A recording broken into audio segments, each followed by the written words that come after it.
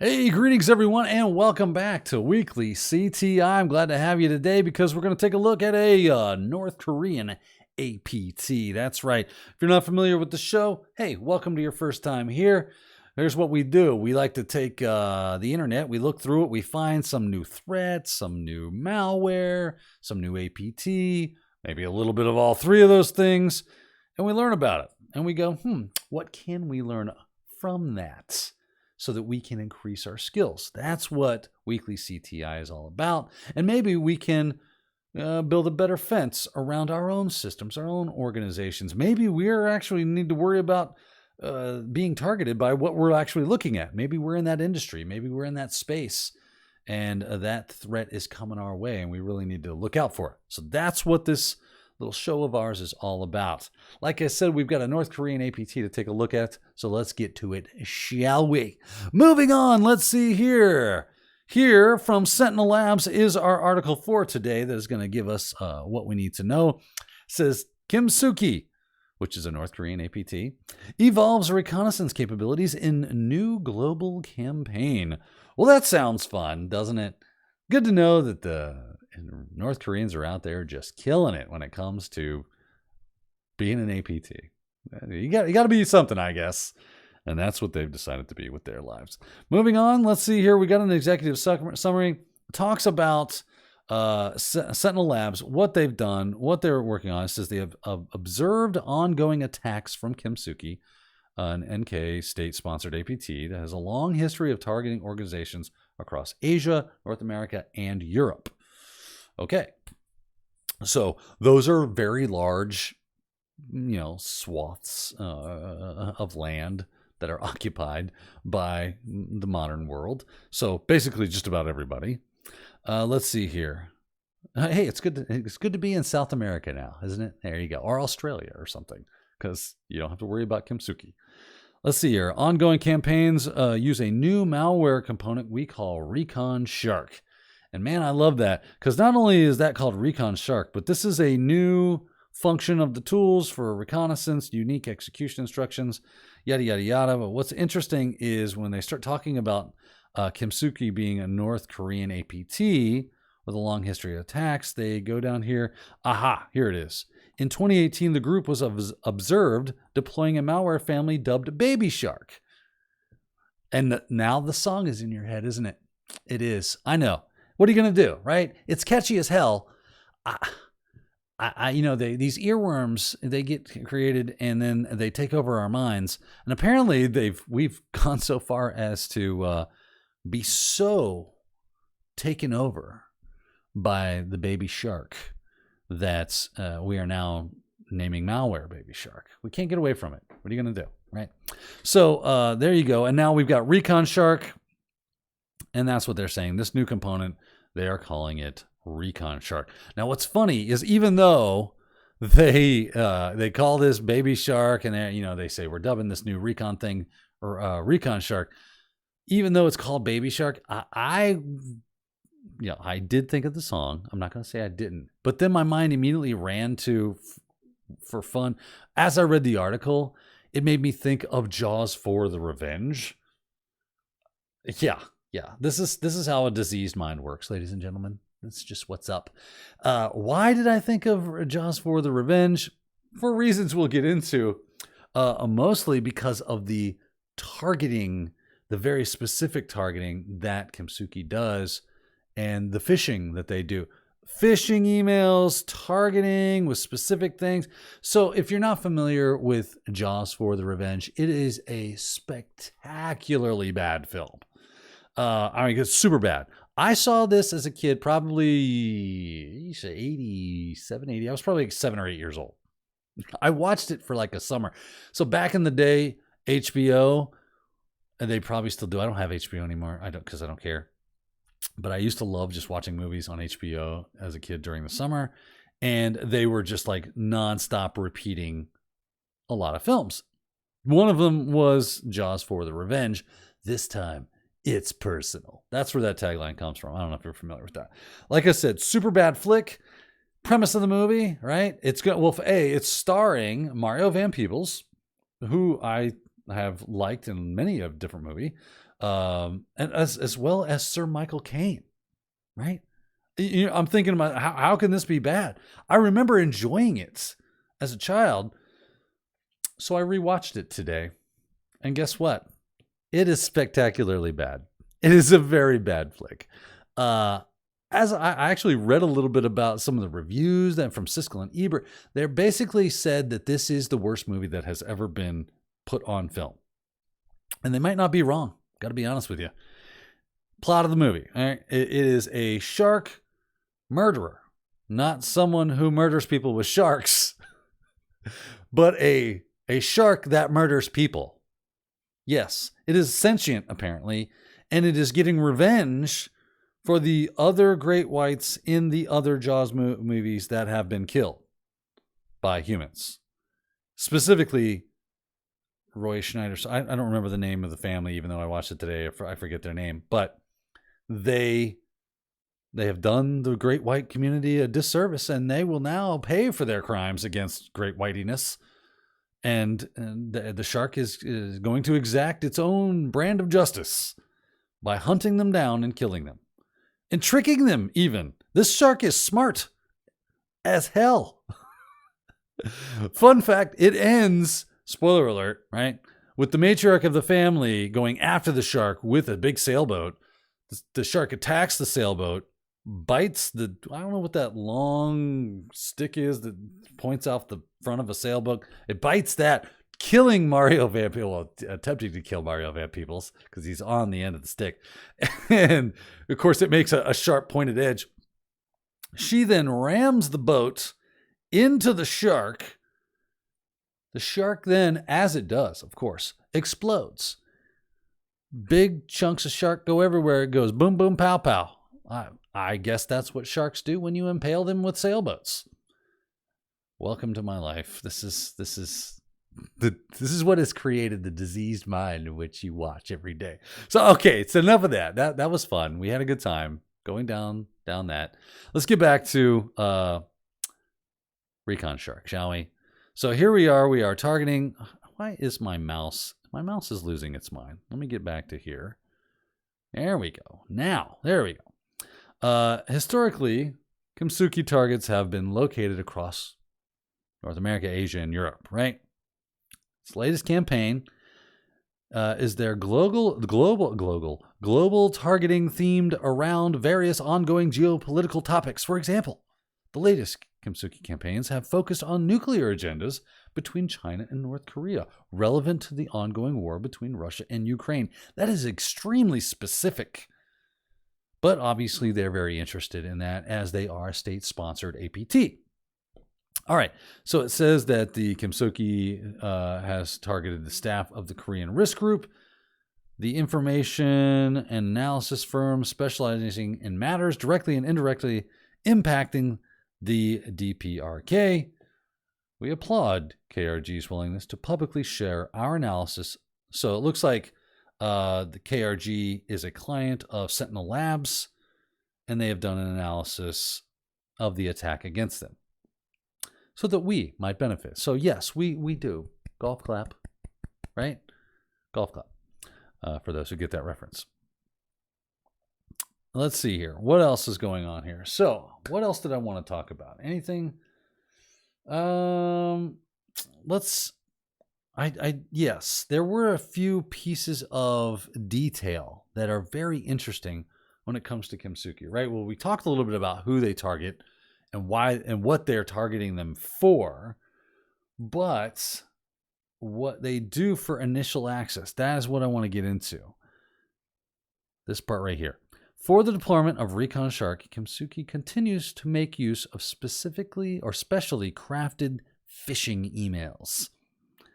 There is a theme happening here today, ladies and gentlemen. Notably, the spearfish. Oh my goodness! See, now you see why I went straight to Jaws 4, right? Spearfishing, fishing, sharks. I mean, I can't make this up. Anyway, they use a level of design quality tuned for specific individuals, increasing the likelihood of opening by the target. So you know how we, if you you've probably got a few users in your organization. You've probably had to do that whole end user security awareness stuff. You probably have to do it yourself. But as we know, a lot of times they don't really pay attention to that kind of stuff. But if they do, they learn like, hey, we should be looking at links in our email and be very suspect when it comes to any kind of attachments, right? And I know what to look for. I'm good at this now, right? I look for those bad grammar mistakes. I look for anything that's a little off when it comes to phrasing or any visual cues that might be off. Maybe logo isn't quite right. The color scheme isn't quite, it's a little off. It's not anything that would raise my eyebrow. I'm going to pay attention to that. And I'm gonna be a little jaundiced to it when I see those weird things, those little weird artifacts. I see your malware, right? Well, guess what? When it comes to Kimsuky, what do? They include proper formatting, proper grammar, visual clues, appearing legitimate to unsuspecting users. Oh, that's fun, right? So they've gotten hip. They've gotten wise to the fact that we've gotten wise to their not being, probably English-speaking people. Therefore, we pick up when they make those mistakes pretty quickly. Even though most of the English speakers, native English speakers, North Americans, United States specifically, they are not great at grammar. The texting culture has really killed our ability to communicate using the written formats. And now North Koreans are taking full advantage of that. How about that? So that's kind of cool, though, that they really take time and effort. I say cool. What I mean is interesting. I don't mean it's cool like, yeah, you got smoked from North Koreans because they're smart. That's not cool. But it is interesting that they've started to hone their craft better to say, hey, if we're not being as effective because they pick up on these things, well, let's do better on that. The cat and mouse game continues. So in the malicious emails, Kimsuky entices the target to open a link, download a password-protected document. Most recently, they have made the use of a Microsoft OneDrive to host their malicious documents for download. And then here is the link for the KRG that they received. And you can see they're obfuscating this a little bit so that you don't click that link and do that. Because it downloads a file. Like I said, it was password protected. It's a .doc file. And it is called research proposal hawensong.doc. And there's a SHA-1 hash for that, which contains a malicious macro. And there's a SHA-1 hash for that. God help us all. Here's a little bit of what it looks like. Screenshot of that action. Looks like a research paper. It does say China's role in the North Korean nuclear issue, a doomed future due to the outbreak of Russian-Ukraine war. So it looks like a research paper done by a legit researcher. And that's the bait. The hook is the malicious macro, right? These people are horrible, obviously. This is the kind of folks that condone, I don't know, baby seal killing or something. They're probably condoning the killing of baby seals with other baby seals. That's the level that we're working with here. They don't care. They do whatever they need to do to get to what they want, right? So let's dive in to BabyShark, to ReconShark, which is a part of BabyShark, right? So it has a lure, right? This the Microsoft Office documents hosted in OneDrive. It's got the link in there and the macro. The macro does all the nasty stuff, which is typically, hey, install ReconShark. Then ReconShark goes to work. It does a lot of stuff, honestly. I'm looking at my notes because there's a lot of stuff that this thing does. So exfiltration of the Recon information is priority. It also does some extra malware or payload stages. And we'll talk a little bit about that and a bit about how it goes about doing some of the things that it does. So let's get into the beginning, the exfilling of Recon info. it does a couple of things, specifically malware detection and hardware information, and that's what it's going to send back to Kimsuky. Okay. What I want to kind of get into is how it does this. It is scripting. It uses WMI, tried and true, right? This is one of the things that it really that we've seen for a long time, right? WMI is, I think they're starting to talk about like either deprecating. I want to say I heard that. Deprecating or removing WMI scripting altogether because it just ends up getting used a lot for, threats. But until that day, Kimsuky continues using WMI. And here it is. It is pulling out the running processes and battery information. Yeah, because we can see it says, hey, instances of Win32 battery. We see that here. Can I highlight that? No, it's a picture. But it is highlighted already. Okay? It's got a little purple box around it. And it says, hey, look, do WMI.instances of Win32 _ battery. If that process is running for each object in objs, which you can see set obj here, so it's just creating like basically an array, or yeah, that's what it seems like, an array. Look through it. If you find one, it does like this for loop, is process running, and it gives the description, and it goes to the next thing, and looks also for these Win32 processes and checks that. So looking for the processes, looking for the battery. I'm guessing it wants to know if it's on battery to know whether or not if it's in a laptop. If it's on a laptop or a mobile device, then it's probably going to, change what it does or how it does it in some way, shape, or form, because it knows that it could be on battery and lose power.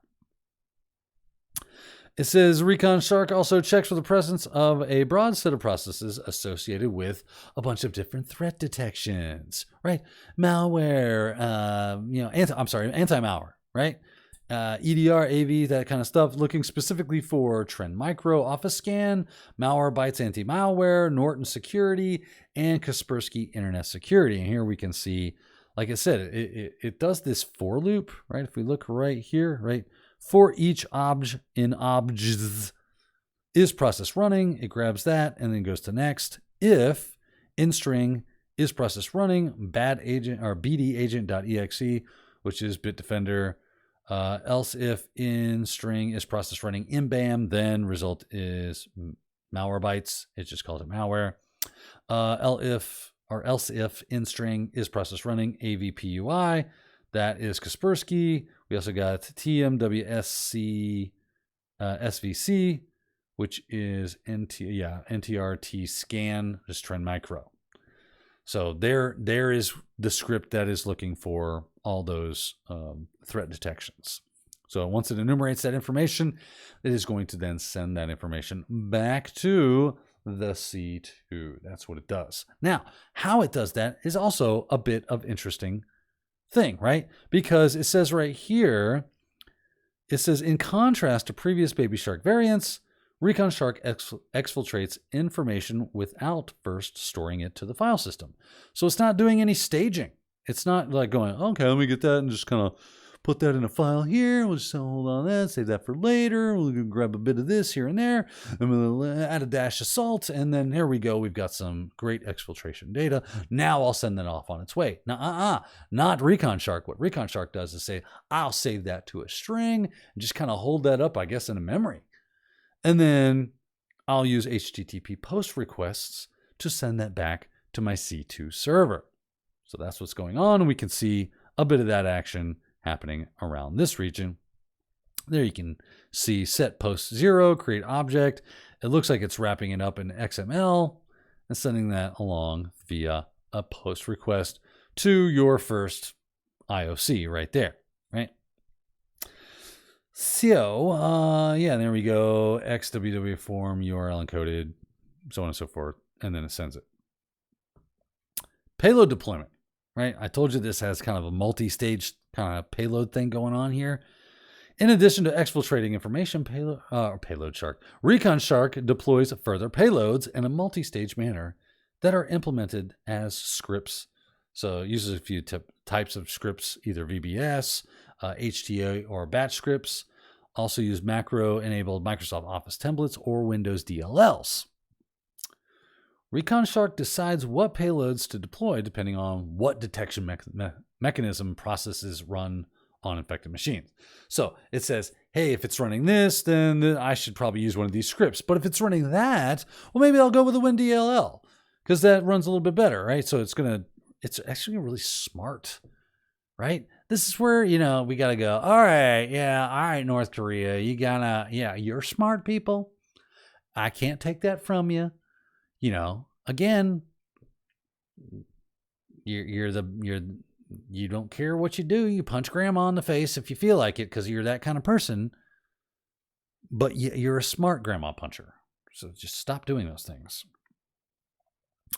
So there is some encryption that also gets used as well. It's basically just simple obfuscation. So just simple encryption for, downloading another payload or downloading or executing payloads. So yeah, there's a simple one right there. Just cc equals curl, and then it grabs this curl command. There you go. What else does it do? It does have, this is interesting part right here. So for payload downloading, it can use curl or, curl's cool. I like curl. Or it will use these Windows shortcut or LNK files or link files or Office templates. Okay, what are we doing here? So ReconShark, it does, so if I'm remembering correctly, it will modify LNK files of specific EXEs. Ready for the list of these bad boys?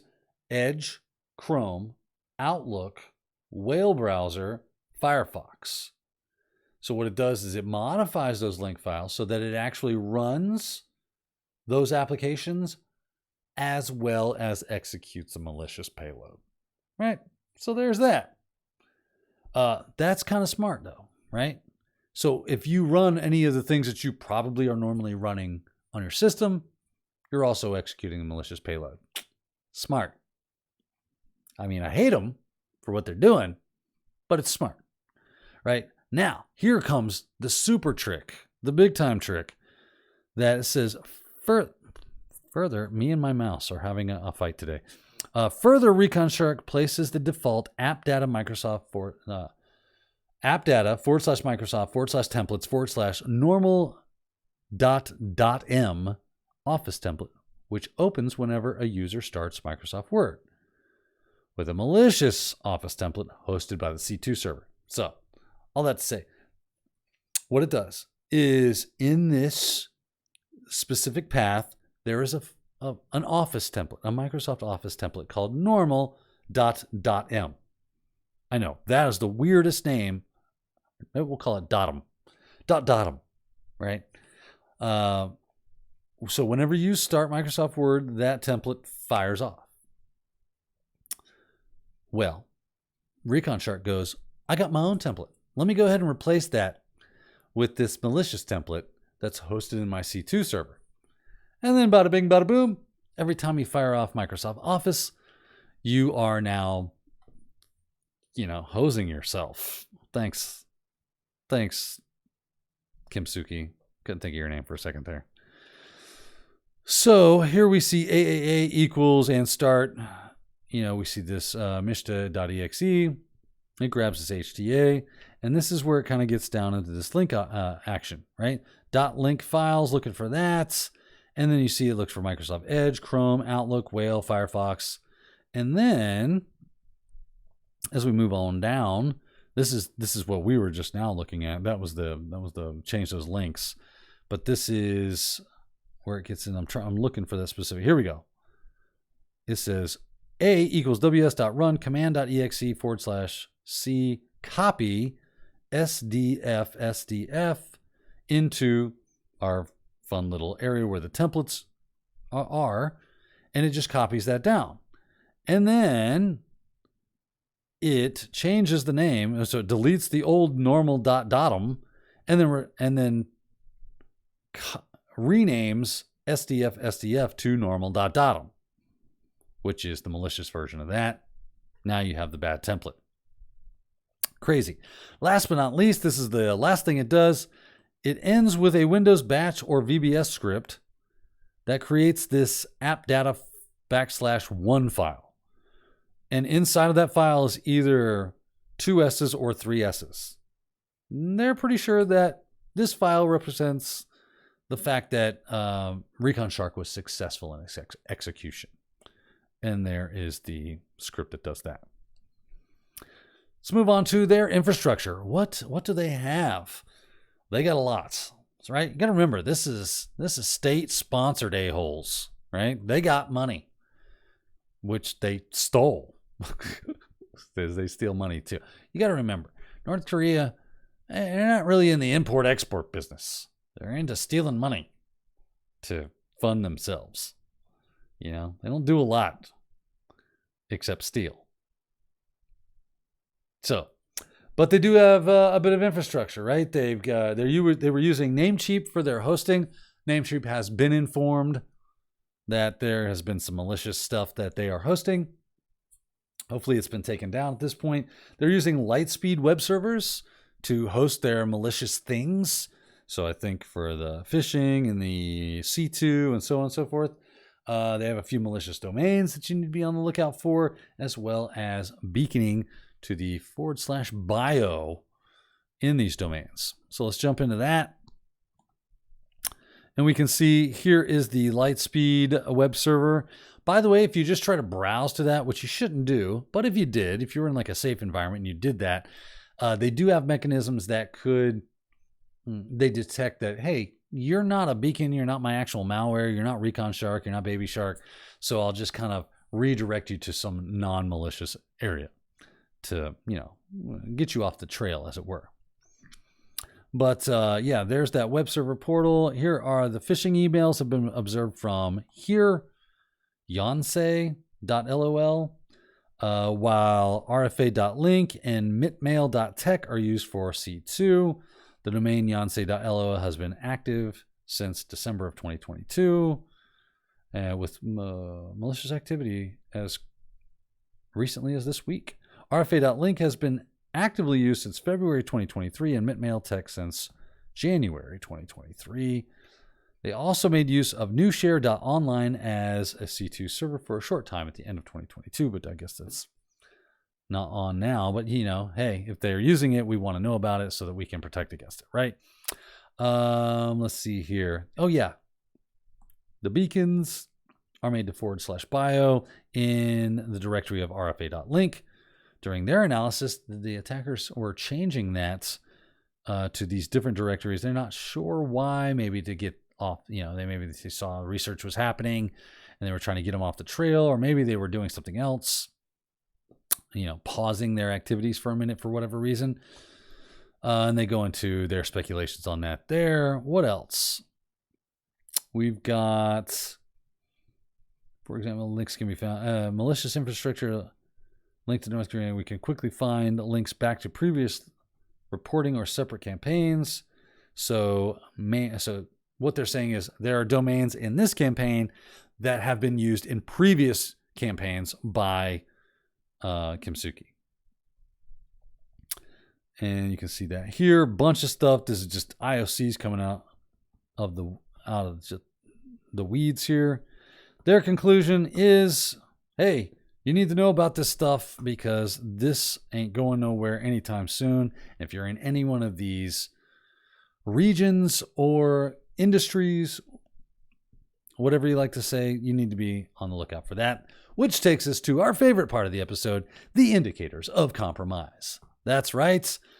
This list is long, so I will not bore you with the details. I'll let you look at that, but all of these are here. That helps us because now we can build protections against that. We can do DNS sinkholing. We can AV, EDR, SIEM, create YARA rules, do Sigma rules, do all that stuff, create sticks, CTI so that we can share that with the rest of the world, put that into our systems so that they can create alerts. We can have our own alerts that if it sees any of this stuff, these domains, Do they have any hashes here? We did see a couple of hashes. Most of this is payloads. Yeah, there's a couple of file hashes there at the end. I'm getting tired. It's a little late for me. But we have reached the end of Kimsuky. Well, there you go, ladies and gents.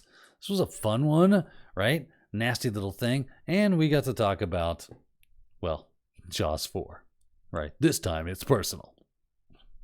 It's personal when North Koreans come after you and use all their skills and techniques to leverage against your systems. Hopefully you now have the wherewithal to go and protect your systems against them. Well, there you go. That does it for Weekly CTI this week. Hope you enjoyed this episode. If you're getting anything out of this, hey, you know what to do. Find that like and subscribe and smash the hell out of it.